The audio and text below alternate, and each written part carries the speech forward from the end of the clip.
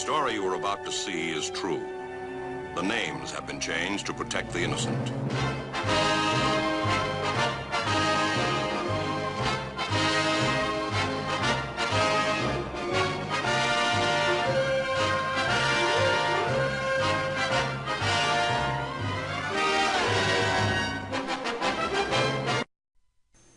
Hi folks, John Cordisco back again. One of my favorite tournaments, the U.S. Championship, is played at the same time as the U.S. Women's Championship. This is the game from the ladies' side. To tell you the truth, in round one here, most of the really good games and fighting games were the ladies. So I'm going to show you one live video, and there's going to be several others from other games. So I'm going to use the chess interface on my channel here. But this game I'm going to do live. A lot of people like live videos. This game I haven't gone over yet, so I remember watching it, of course, live. And those of you that want to watch any of the rounds or any of the videos, go to uschesschamps.com. That's uschesschamps.com. I'll leave that in the description, and I'll point down because that's where it is on the YouTube channel. Anyway, folks, this is between Abrahamyan, really great player. She's white, and Melekhina as black. Now, I met Alyssa once, got her autograph years ago at the World Open. They're all smart. They're all very well accomplished individuals, and they're also great chess players. So this is round one. Excuse me. Abrahamyan is white and Melekhina is black. Let's get to it. E4, E5. You've all seen this a million times, of course. Knight C6, Bishop C4. Now, the Backyard Professor, if you're watching this, you're going to see one of the openings that you did a series on, the Greco Piano, aka the Italian game. And that, normally you would go here, the B5 would be the real pay. But they decided to go both bishops, and that makes it the Greco Piano. Castle, Knight F6, D3, black castles. Reading off my sheet here. I normally do videos with a computer interface, so I'm reading off a sheet. And it really, I'll tell you, it's tough getting old because I got to blow these sheets up so big in order for me to read them. It's tough getting old, folks. Rook D1, D6. This is pretty much standard Greco Piano. C3. Very similar to what they do in the Real Pay when you move your C pawn up for an escape square. Now, the only thing I don't like in this is bishop here and a pin. But that wasn't played. Black played A6. If I can get the pawn to move here. And bishop B3. Tatev decided to retreat the bishop early. Bishop E6.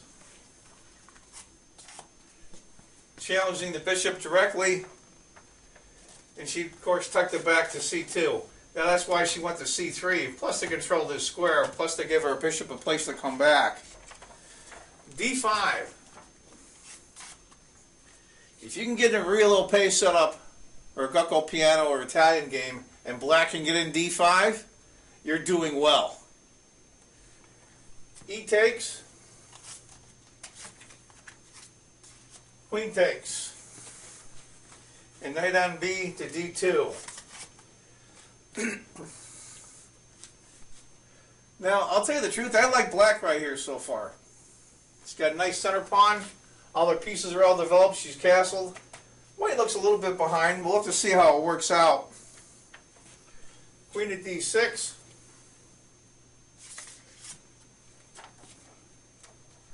Queen to E2. I just don't like the dark square bishop being stuck there. Rook on F to E8. Now I watch this game on and off. They go to different games during the course of the day. So I was somewhat familiar with this game, but to tell you the truth, most of this is new to me as well. I usually go over games first, But this time I thought I'd do it live and it'd be a surprise. H3. Doesn't want that nasty pin. And also controls the square as well. H6. Someday when this bishop gets out, comes here. And B4. Here it comes. It's going after her. I'm not sure if this is premature or not, but we'll have to see how it works out. Bishop A7, she just tucks it back. And A4. She's going for it. It's going for a big queenside expansion here. We're on move 15, and only one pawn has been taken. So this is going to be a pretty good game. You can tell already. The B5 puts the challenge right to the queenside expansion. Knight to F1, knight to F1. Interesting. Well, we see why. If pawn takes, bishop takes, and this is a really nasty pin on this knight. Knight to D5.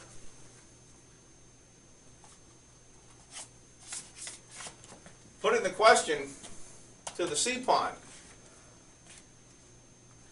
Bishop, this is the side instead of developing it this way, there's really no place to go that's worth anything. So she develops it to, well, take that back. She went to D2. Can't even read my own printing here. F6.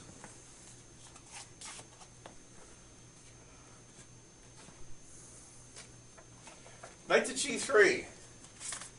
You see this a lot in Italian game, Cucco Pianos, Rilope, where the knight makes the journey around and ends up on G3. You see that a lot. Queen to D7.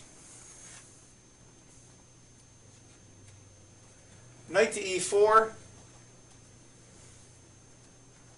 Right over here, got turned around, excuse me. Knight to E4. King to H8. Now I'm not really sure what side they're attacking on. I thought white was expanding on the queen side, and that seems to be to a little abrupt stop. I thought maybe black would start getting her pieces over towards the king side where all the action is, but we're going to have to see how this goes. Knight to E4, King H8, Rook A to B1. I'm not sure what that move was about. It's annoying guarding this C pawn. It's tying up this bishop. I'm not really sure. Maybe she wants to move this pawn. It's just an extra guard on the B pawn. Bishop to F7.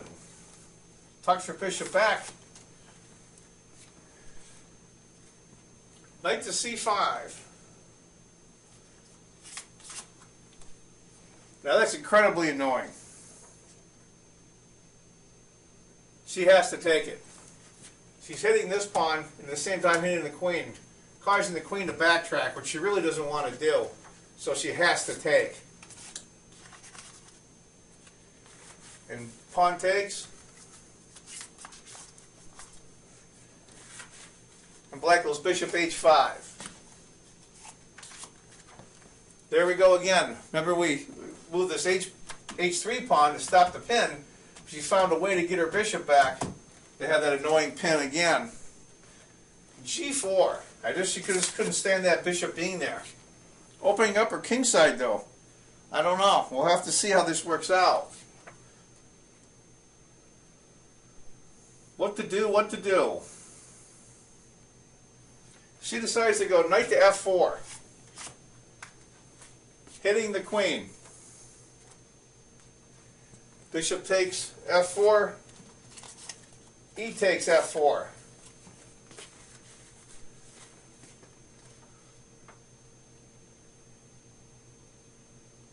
We can pretty much see now what's happening here. Of course, she can't take because her queen's here, and also this pawn here, so she really can't take that. So white goes queen to f1 to move the queen, and the bishop comes back to f7.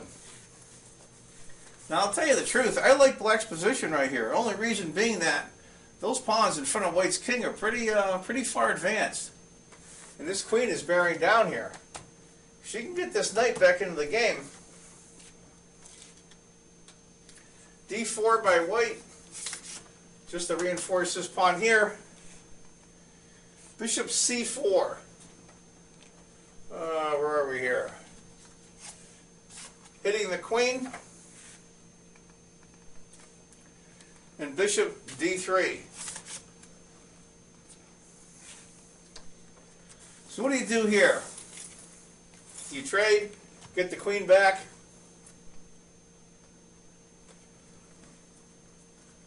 Move the bishop back to d5. Hitting this knight. Looks like white's on the run. But knight to h4. This spot here is a really good spot for this knight.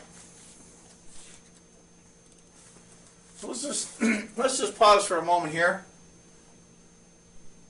Couple things going on. This is a good spot for the knight. Once this queen moves,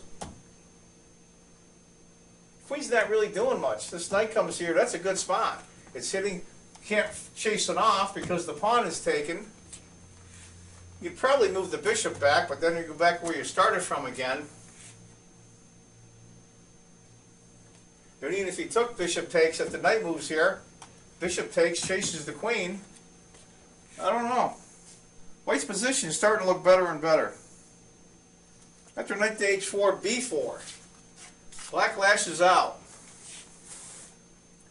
Trying to get to the base of the pawn chain. White checks.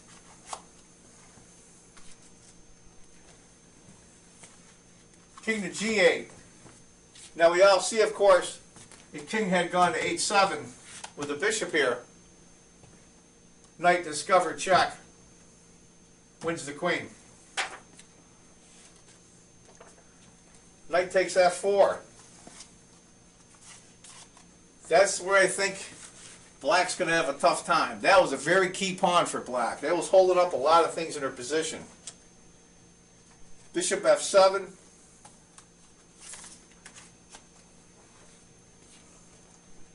Bishop f5. Hitting the queen. Queen of d8. And white plays knight to e6. Here it comes. Their pieces are starting to really come together. Bishop takes. Bishop takes check. King to h8.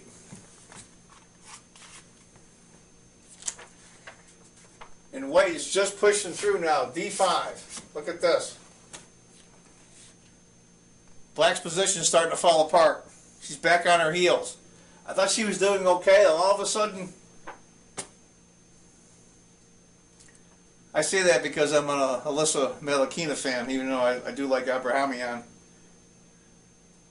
d5, knight to e5.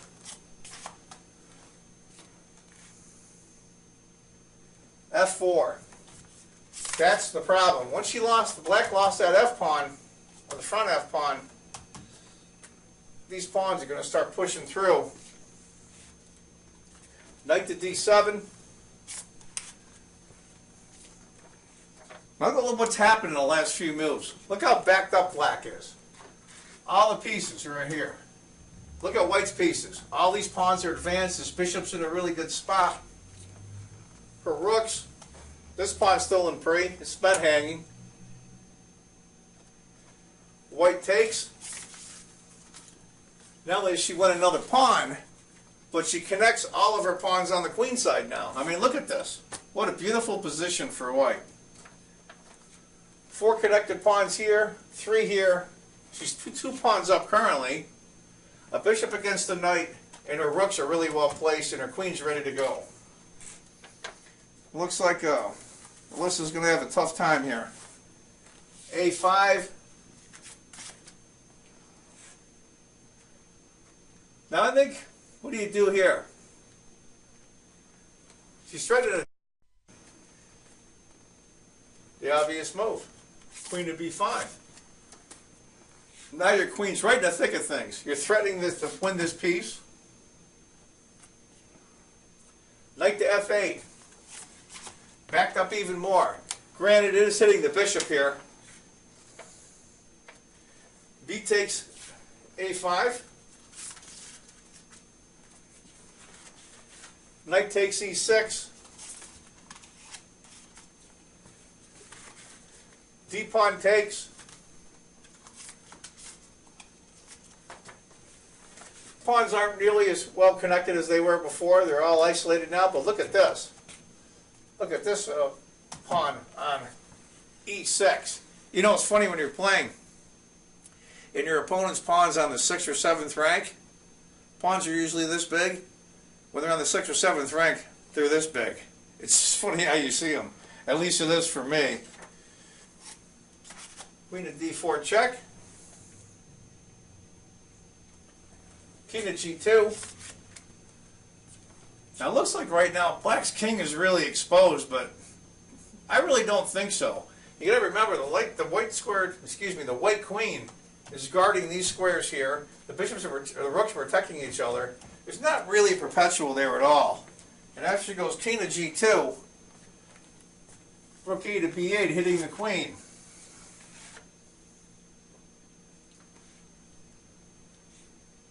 Now here's a series here where she's going to give up. Queen takes B8, the classic 2 rooks for the queen.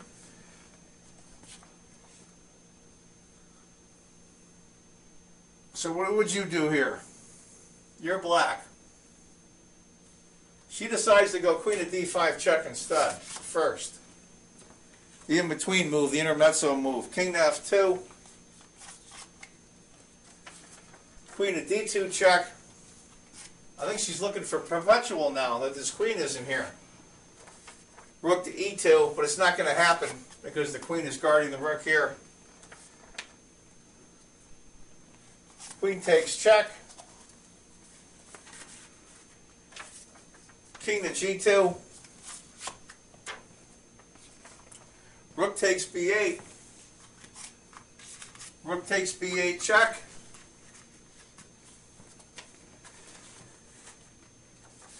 King to H7.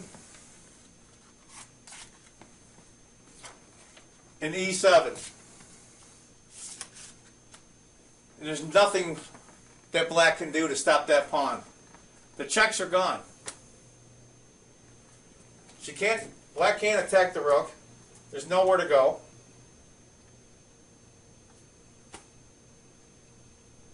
And that's where Alyssa Melekhina throws in the towel. It was an interesting game. It was funny that Black seemed to be doing so well. Then all of a sudden, when she messed up, when she lost the pawn on F4, her position is totally disintegrated. It's funny your mindset. You think you're doing well, and all of a sudden you turn around and you're just being pummeled to death. And it's interesting how that works out. I felt bad for Alyssa. I think she's a good kid. She's a law school graduate, Alyssa Melekhina. All these ladies, they're all really intelligent, very, very well-versed, classy. Anyway, folks, that's one of the games from round 1. This will be the only live video that I do from round 1. All the rest of the games I'll do on the chess interface. There's some other good games, but I'll tell you the truth, the ladies certainly were a lot more entertaining than the guys. So we'll have to see how it works out. Round 1, Kamsky and Garev had a fairly short draw. There was some controversy among the commentators. It was a threefold repetition which had a draw. There is a rule here for draws. I forget what the rule is. 30 moves, I'm not really sure, but it's try to cut back on the draws. But anyway, folks, and I'll tell you, even in real life, women are a lot more competitive than guys. And I'll tell you, I wish we had a lot better. We have great women players in the U.S., but I'm hoping in the next 10 years or so they're going to be in the elite level, very much like the Polgar sisters were years ago. Anyway, folks, that's one of the games from round one.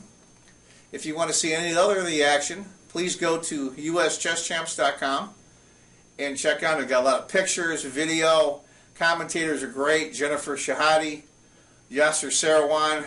I mean, they're a good pair. And also doing the color, I guess you'd call it, with the actual computer board is Grandmaster Maurice Ashley, who is running the big $1 million tournament in Las Vegas this year. $1,000 entry fee, guaranteed $1 million total prize money. Boy, I'll tell you, I wish I had the time to go out there to Vegas. That'd be tough duty. Anyway, folks, I want you to remember, if you think chess is just a game, you're not playing it right. And please subscribe, and please tell your chess friends about my channel. I'd personally appreciate it. Take care, folks. Bye-bye.